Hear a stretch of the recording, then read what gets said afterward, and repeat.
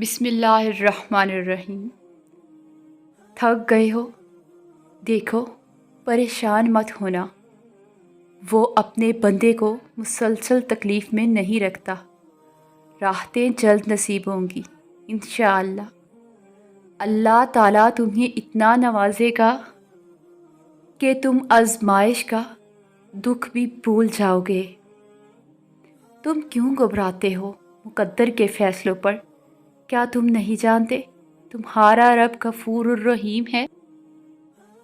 جن کو یہ علم ہو جائے کہ اللہ تعالیٰ بہت غور سے سنتا ہے، وہ اپنی کہانی پھر کسی اور کو نہیں سناتے۔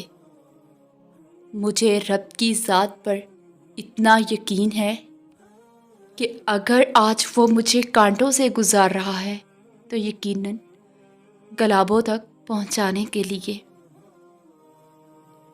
خاموش ہو جایا کرے، سہ جایا کرے، جھک جایا کرے، مان لیا کرے۔ یہ عاجزی ہے جو اللہ کو بہت محبوب ہے۔ بندہ جب با اختیار ہوتے ہوئے خاموش ہو جاتا ہے تو اللہ کی نظر میں معتبر ہو جاتا ہے۔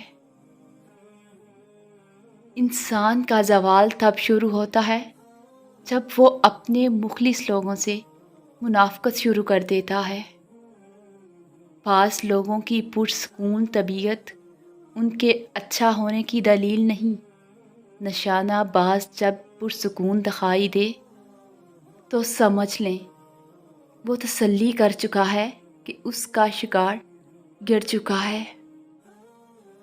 جس دن تمہیں یہ معلوم ہو جائے گا کہ جو کام تمہاری مرضی سے نہیں ہوتے وہ تمہارے لیے کتنے بہتر ہوتے ہیں، اس دن تمہاری بے سکونی ختم ہو جائے گی۔ اللہ نے کسی شخص کو بھی اس کے رشتے دار یا لوگوں کو خوش کرنے کے لیے تخلیق نہیں کیا۔ خدا را وسیلہ بنے، خدا نہیں۔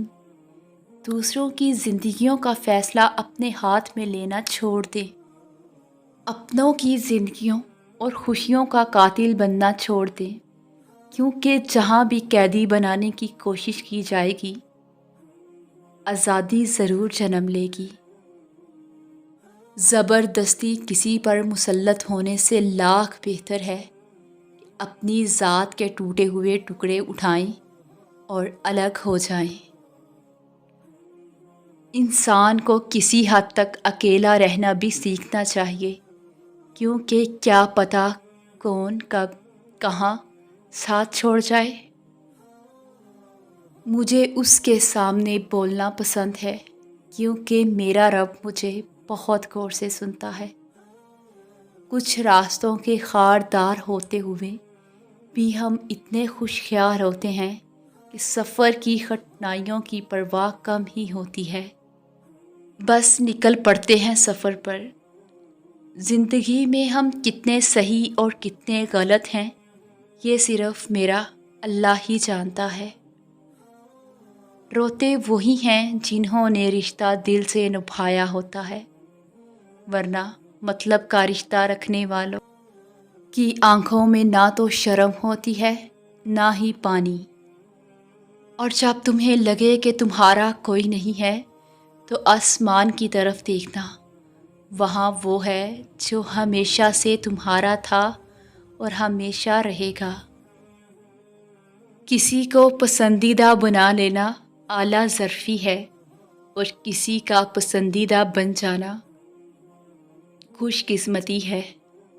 خوش قسمت اگر تکبر نہ کرے تو سونا ہے، اور اعلیٰ ظرف اگر منافق نہ ہو تو ہیرا ہے۔